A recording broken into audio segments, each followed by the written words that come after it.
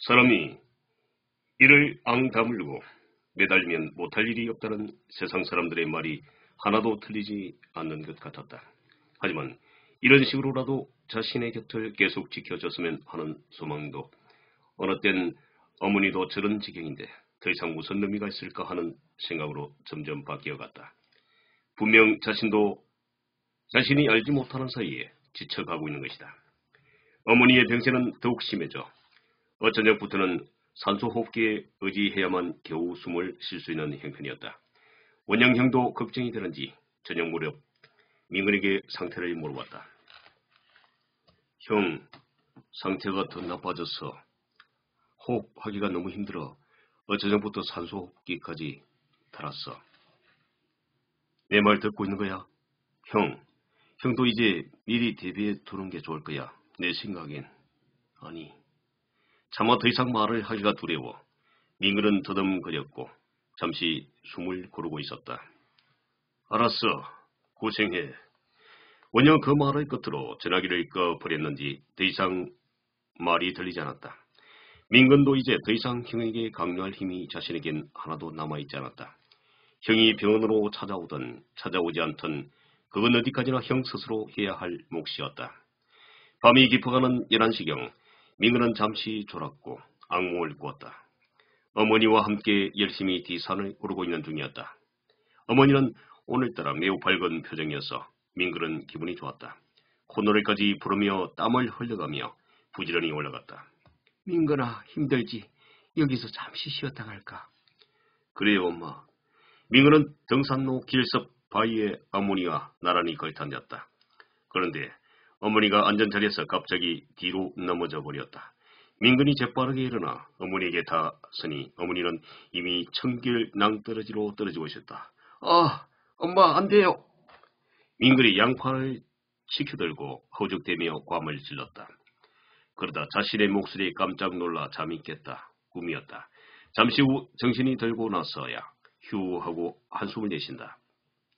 그러다 어머니의 모습을 바라본다. 근데 핏기 하나 없이 창백한 어머니의 모습이 왠지 이상하다. 어머니가 거의 호흡을 하지 않는 것 같았다. 얼마 전 어머니가 완전히 의식을 잃고서도 호흡만큼은 거칠었는데 지금은 전혀 느끼지 않을 정도로 가늘어진 것이다. 민근이 깜짝 놀라 어머니에게 다가가 평상시 자주 했던 대로 손을 잡았다. 싸늘한 물건을 잡는 듯 온기 하나 남아있지 않다. 그제서야 깜짝 놀라 복도로 달려나간다.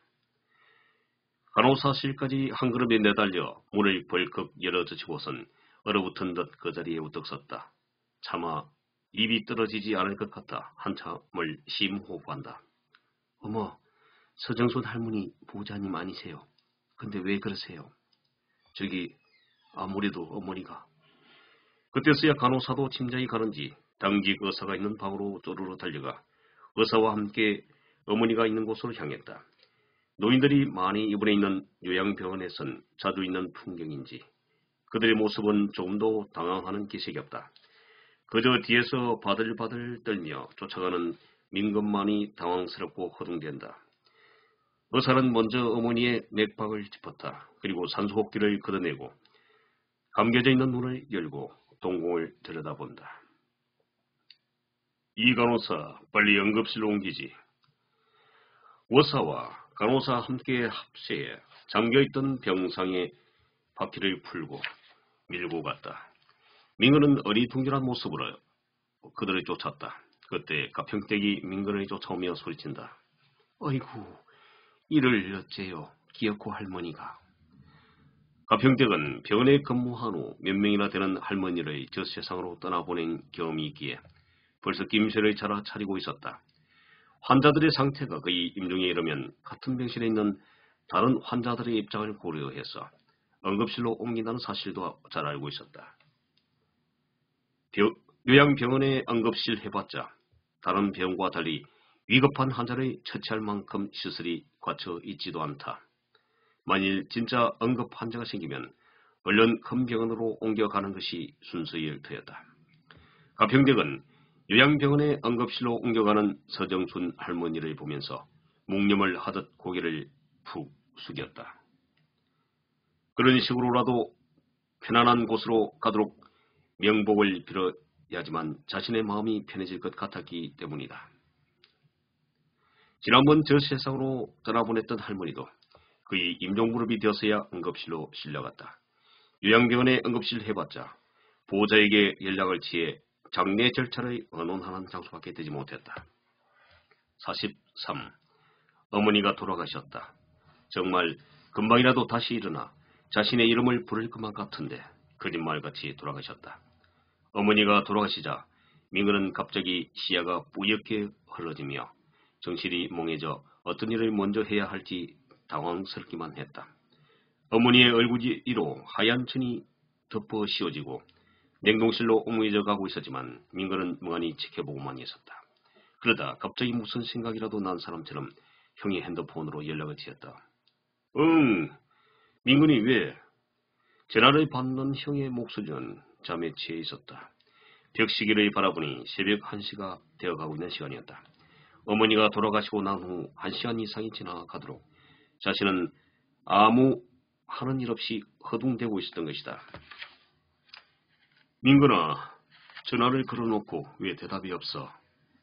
형, 엄마가 돌아가셨어. 민근이 한참 만에 겨우 그 말을 내뱉었다. 형에게 전화를 걸어놓고도 민근은 병실의 소파에 앉아 고개를 푹 숙이고 있었다. 자신이 무슨 일을 해야 할지, 엄마에게 매달려 눈물을 흘려야 하는지 아무것도 떠오르지 않았다.